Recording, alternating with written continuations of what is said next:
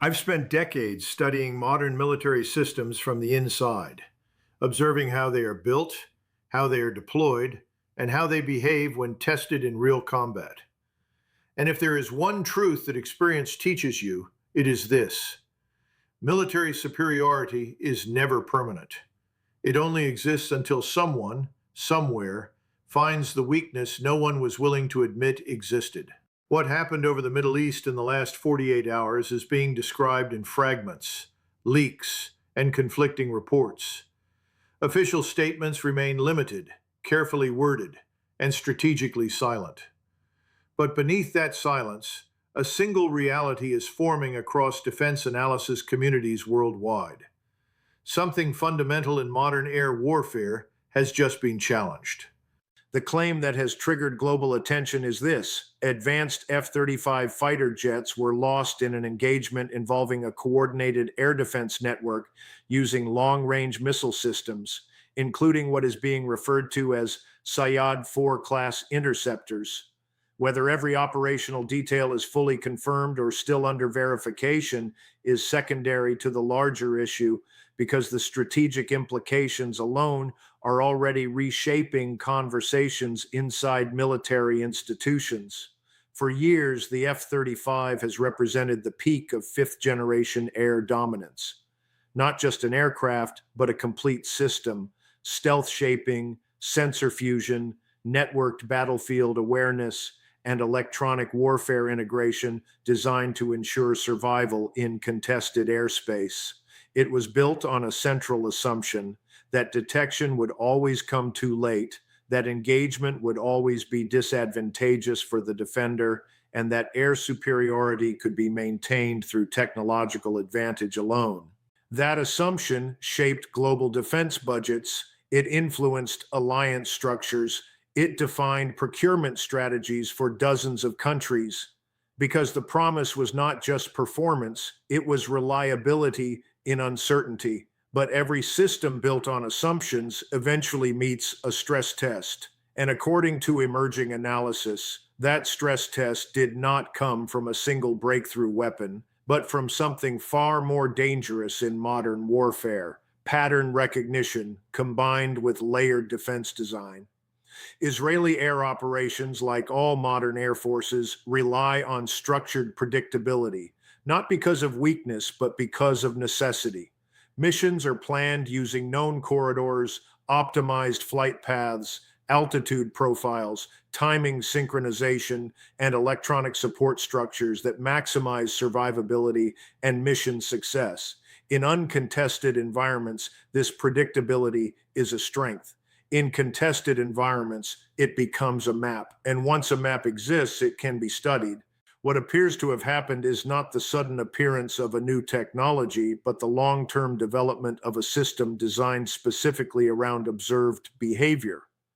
Multiple air defense layers positioned across geographic zones, passive detection networks feeding data into coordinated engagement structures, and interception timing designed not to react randomly, but to anticipate movement through probability-based targeting. In such a system, an aircraft is not engaged at a single point. It is engaged across a sequence.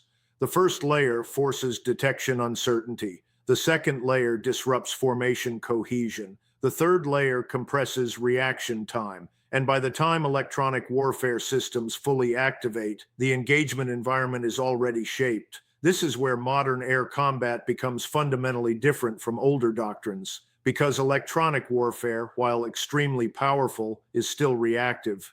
It depends on detecting signals, identifying threats, and responding within a shrinking time window. When multiple threat layers operate in coordination, that time window becomes unstable, and instability in air combat leads to fragmentation.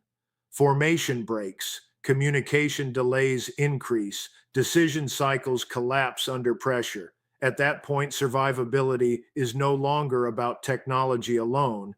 It becomes about timing under stress. Now, what is critical here is not just what is being claimed, but what the claims imply, if even partially accurate.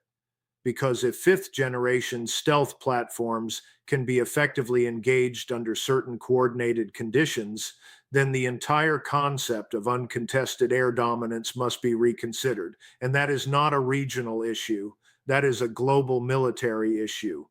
Every defense ministry that has built its air strategy around stealth survivability is now forced to ask difficult questions, not emotional questions, structural ones. What exactly defines survivability in a contested environment where detection is no longer binary? How effective is stealth when engagement shifts from long-range radar dependency to active terminal guidance? And most importantly, how quickly can doctrine adapt when battlefield assumptions are challenged in real time? Because modern warfare does not wait for institutional comfort. Behind the public silence from Washington, there is always movement. Technical teams analyzing radar logs, electronic warfare specialists reviewing engagement data, software and sensor integration units identifying potential gaps, intelligence agencies reconstructing the full sequence of events from fragmented signals. But silence in this context is not absence of understanding, it is management of exposure, because every admission in modern warfare carries consequences beyond the battlefield. Procurement systems are tied to political structures. Allied defense contracts depend on confidence. Deterrence models rely on perception as much as capability. If perception shifts too quickly, systems built over decades can destabilize in weeks, and that is why official communication remains limited. But operational reality does not depend on communication, it depends on outcomes. And the outcome of this engagement, regardless of exact numbers, classifications, or disputed details, is that air warfare is entering a phase where survivability is no longer assumed. It must be continuously proven. For Israel, this introduces immediate operational uncertainty. Mission planning now carries variables that were previously considered controlled. For adversaries, it introduces confidence that was previously absent. And for global military planners, it introduces a new category of threat assessment, one where stealth is no longer an absolute advantage, but a conditional one. That shift is subtle, but strategically massive, because once survivability becomes conditional, deterrence becomes unstable. And when deterrence becomes unstable, every region connected to that system begins recalculating risk. The Middle East is only the immediate theater. The real impact extends far beyond it. Europe, the Indo-Pacific, and every allied network integrated with fifth-generation air systems are now observing, analyzing, and quietly adjusting expectations. This is how military paradigms shift, not through announcements, but through engagements that force reevaluation. What we are witnessing is not the collapse of air power, it is the transition from uncontested dominance to contested complexity. A battlefield where advantage is no longer absolute, but conditional, situational, and increasingly dependent on adaptation speed rather than technological superiority alone. And in that kind of environment, the most dangerous assumption is the belief that the next war will look like the last one. Because history rarely repeats itself in warfare, it evolves, and sometimes it evolves in a single night.